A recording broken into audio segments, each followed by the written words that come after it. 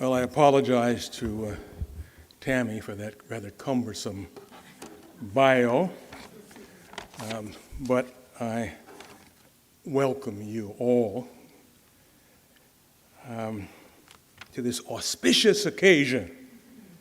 And many of you have traveled from near and far to share today's book premiere on an evening when this campus is otherwise inundated with the fervent devotees of the popular music world's reigning Queen Bee.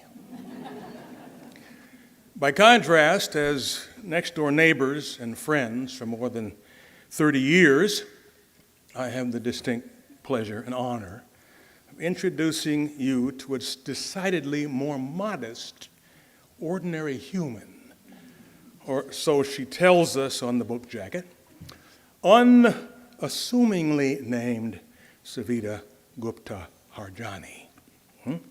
Export of India, and a lawyer by training, consultant by professional inclination, world traveler by avocation, caregiver by daughterly devotion, and a self-confessed lover of language, who is celebrating here with us her baptism as a second career writer and memoirist.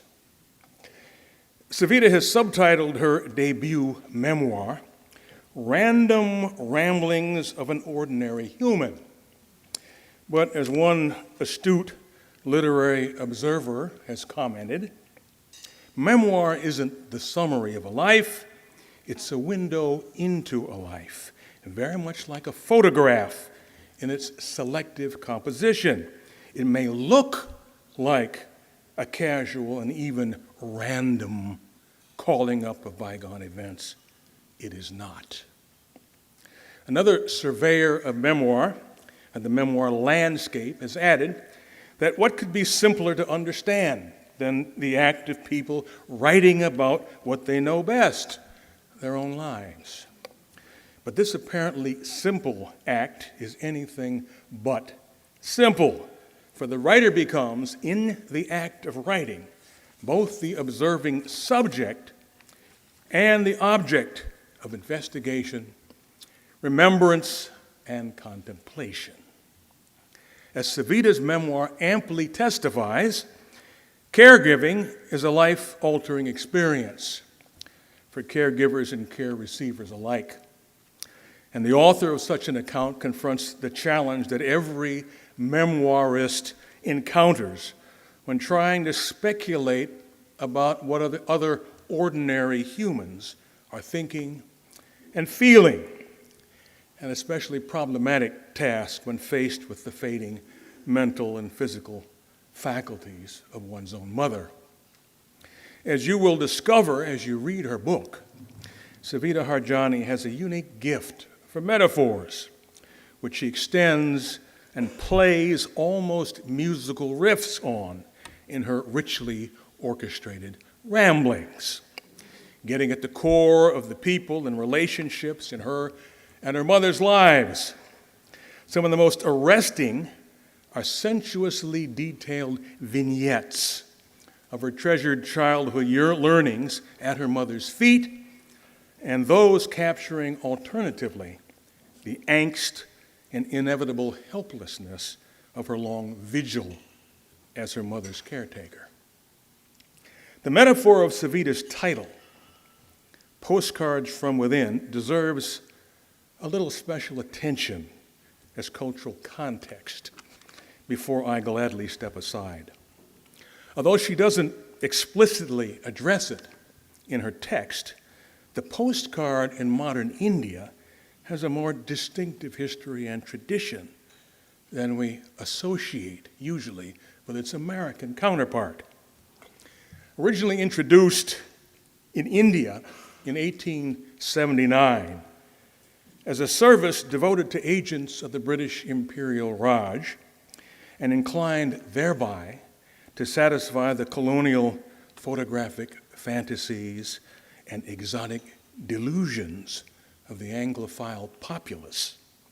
postcards, ironically, became for the Indian people themselves a preferred mode of popular communication, carrying everything from plain messages to poems, quotes, sketches, recipes, and childhood memories.